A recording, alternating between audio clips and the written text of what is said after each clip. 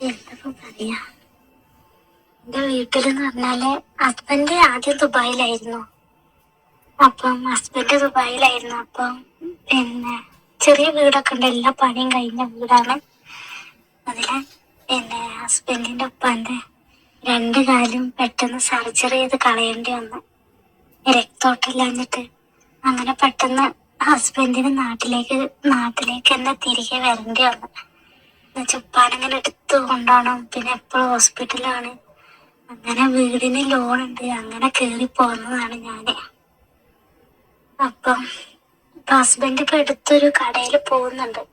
എന്നുവെച്ചാല് എപ്പോഴും വീട്ടിലേക്ക് വരണം. ഉപ്പ ബാത്റൂമിൽ പോകാൻ, ഞങ്ങൾക്ക് അകത്ത് ബാത്റൂമില്ല, പുറത്താ ബാത്റൂമുള്ളത്. അപ്പൊ ഉപ്പാനെ എടുത്തിട്ടൊക്കെ ബാത്റൂമിൽ കൊണ്ടുപോകണം. ഉമ്മാന്ന് പറയുമ്പോ തീരെ ആരോഗ്യമില്ലാത്ത, അപ്പൊ ഉപ്പാനെ എടുക്കാനൊന്നും പറ്റൂല. അതുകൊണ്ട് ഞങ്ങൾക്ക് ഒരു ലോണുണ്ട്. അപ്പൊ 2-3 അടവ് തെറ്റി. അപ്പൊ എന്നെ ഒന്ന് സഹായിക്കാൻ പറ്റും? ഞാൻ ഇവിടെ നിൽക്കുന്ന അഡ്രസ്സും തരാം, എന്റെ വീട്ടിലത്തെ അഡ്രസ്സും ആരെ ഫോൺ നമ്പറും തരാം. എനിക്ക് കടായിട്ട് തന്നാ മതി, ഞാൻ 2-3 വട്ടായിട്ട് തന്നു തീർക്കാം.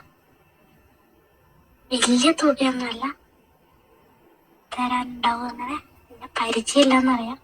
ഞാനിവിടെ നിൽക്കുന്ന എടുത്തുള്ള അഡ്രസ്സ് തരാം, ആരെ ഫോൺ നമ്പറും വേണമെങ്കിൽ തരാം. ഞാൻ ആക്കരുത് കേട്ടോ, യൂട്യൂബിലൊന്നും ഇടരുത്, ഞാൻ നിങ്ങളൊന്ന് പറഞ്ഞു കേട്ടോ.